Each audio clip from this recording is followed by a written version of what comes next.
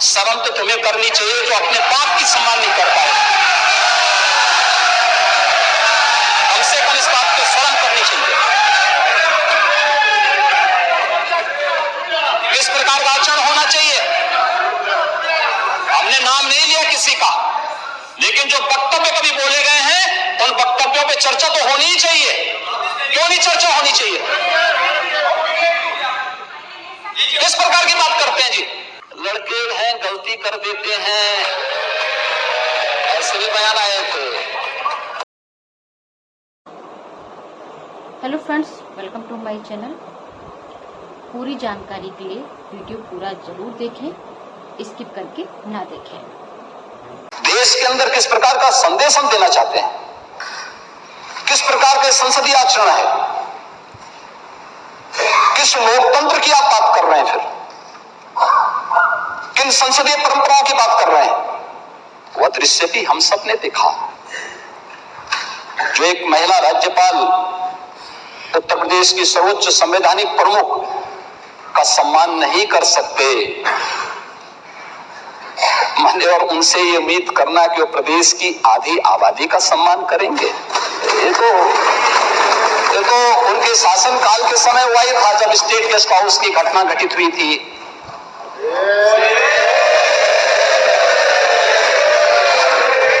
आचरण तो उनका उस समय भी सामने आया था। लड़के हैं गलती कर देते हैं, ऐसे भी बयान आए थे। ऐसे ही अन्य तमाम वक्तव्य उस समय आए थे। महोदय, वे लोग लोकतंत्र की बात करें, मुझे बड़ा आश्चर्य होता है कि किसके गुरु हैं, यानी यह गुरु किसके हैं? यह बड़ी आश्चर्यजनक स्थिति है।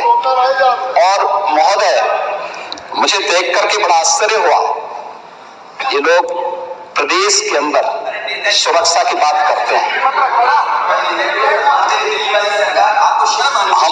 शर्म तो तुम्हें करनी चाहिए जो अपने बाप की सम्मान नहीं कर पाए।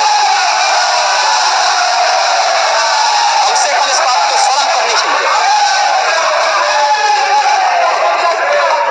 किस प्रकार का आचरण होना चाहिए? हमने नाम नहीं लिया किसी का, लेकिन जो वक्तव्य कभी बोले गए हैं उन वक्तव्यों पे चर्चा तो होनी ही चाहिए। क्यों नहीं चर्चा होनी चाहिए? किस प्रकार की बात करते हैं जी? आप कुछ भी बोल रहे हैं, दूसरा व्यक्ति नहीं बोलना चाहिए। जब चर्चा होगी तो सभी मुद्दों पे चर्चा होगी। फिर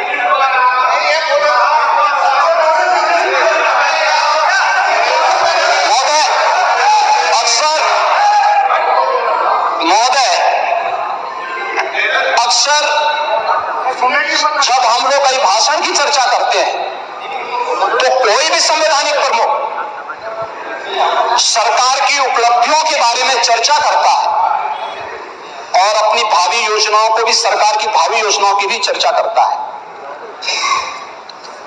ये केवल उत्तर प्रदेश के अंदर नहीं हो रहा है, पूरे देश के अंदर हो रहा है, पूरे देश के अंदर होता है। ये संसदीय परंपराएं यही है।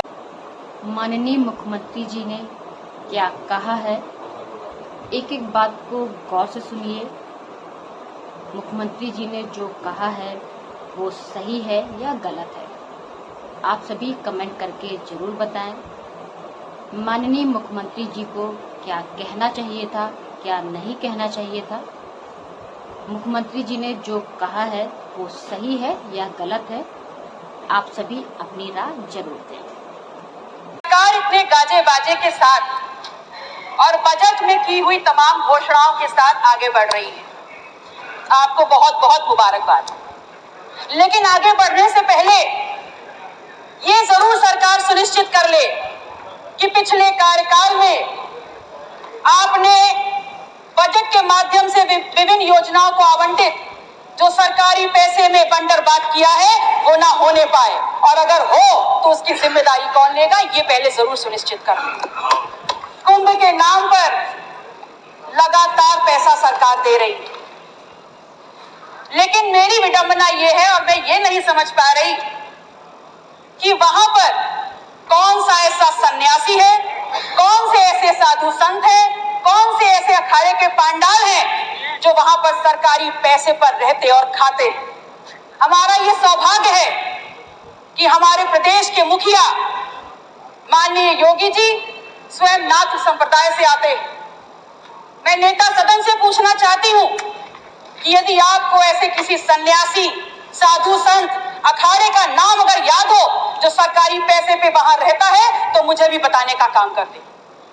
मैं आपसे कहना चाहती हूं कि आप स्वयं जानते हैं और आपसे भली भांति कोई नहीं जानता कि आस्था दिव्यता का प्रतीक होता है और आप उस दिव्यता को भव्य बनाने के नाम पर अरबों खरबों पैसे देने का काम कर रहे हैं और खुश हो रहे हैं। चलिए दे दिया, मान लेते हैं, लेकिन ये तो बता दीजिए कि आपने जो ये अरबों खरबों पैसा कुंभ के नाम पर दे रहे हैं, हिंदुओं की आस्था के नाम पर दे रहे हैं, इसका बंदरबाद ना होने पाए, इसकी लूट ना होने पाए, ये आप कैसे सुनिश्चित करेंगे? आपकी सोच और आपके बजट में विकास सबसे ऊपर है, ये बात तो समझ में आ रही है और बजट को देखने में लगता भी है। शायद इसीलिए बार बार उन्हीं गड्ढों को भरने के लिए, पूरा सुन लीजिए मान्यवर, पूरा सुन लीजिए, तब ताली बजा लीजिएगा, क्योंकि अब तालियां रिवाइंड नहीं होंगी, अब तालियां रिवाइंड नहीं होंगी। आपने लगातार, आपकी बजट में विकास आपकी इंपॉर्टेंस में है, प्राथमिकता में है, बहुत बढ़िया। और इसलिए क्योंकि लगातार उन्हीं गड्ढों को भरने के लिए आप बजट पे बजट देते चले जा रहे हैं। तो मैं माननीय मुख्यमंत्री जी से कहना चाहती हूं कि आपके आसपास ही बैठे होंगे कोई अपने ही होंगे जो पिछले कार्यकाल में अपने गाल बजाते हुए बोल रहे थे कि 100 दिन में गड्ढे भर देंगे, 100 दिन में गड्ढे भर देंगे, और फिर आज पुनः वही गड्ढों में गड्ढे भरने का काम हो रहा है। तो मेरा प्रश्न नेता सदन से है और मान्यवर आपके माध्यम से मैं अपनी बात उन तक पहुंचाना चाहूंगी कि इस प्रश्न का उत्तर जरूर दे दें कि गड्ढों में गड्ढों कर करके जो आप पैसा वहां ढांकने का काम कर रहे हैं उस पर क्या कार्रवाई होगी, इसका जवाब भी दे दीजिए। और मैंने ये प्रश्न इसलिए पूछा क्योंकि मेरे क्षेत्र सिराथू में एक पुल बनता है, शहजादपुर का पुल, लगभग 300 करोड़ रुपए का वो पुल बना और उद्घाटन के 3 महीने बाद उसकी सरिया उखड़ के ऊपर आने लगी और नाम दे दिया दुर्गा भाभी सेतु। एक ऐसा महिला का नाम दिया जिन्होंने अपने गौरवशाली योगदान की वजह से इतिहास में अपना नाम दर्ज किया और वो उनके नाम पे होने के बावजूद 300 करोड़ का पुल 3 महीने भी नहीं चल पाया। अगर नाम देना था तो मेहुल चौकसी का दे देते, नीरव मोदी का दे देते, गौतम अडानी का दे देते, दुर्गा भाभी का क्यों दिया? अगर दुर्गा भाभी का दिया था तो कम से कम उसकी क्वालिटी, उसकी गुणवत्ता तो इतनी मेंटेन कर लेते कि कम से कम उतने साल तो वो चल जाता जितना पुराना इतिहास दुर्गा भाभी का है। आपकी प्राथमिकता में स्वास्थ्य है और स्वास्थ्य से जुड़ी सेवाएं, तभी तो आपने उल्लेखित किया है कि 45 जनपद मेडिकल कॉलेजेस से आच्छादित हैं, 14 निर्माणाधीन हैं और 16 पीपीपी मॉडल पर बनाए जा रहे हैं। लेकिन मान्यवर, मैं ये कहना चाहती हूं कि आप हमेशा आधी अधूरी जानकारी ही क्यों देते हैं? आप किसको धोखा दे रहे हैं? इस प्रदेश की जनता को? मान्यवर, माननीय विधायक जी, ये सब समय पूरा 5 मिनट ये सब बहुत सदस्य है, सभी का नाम आ जाएगा, सभी का। इस प्रदेश की जनता को सांस लेते जीते जागते काम करते अस्पताल चाहिए, मुर्दा खोखले जर्जर भवन नहीं चाहिए। माननीय विधायक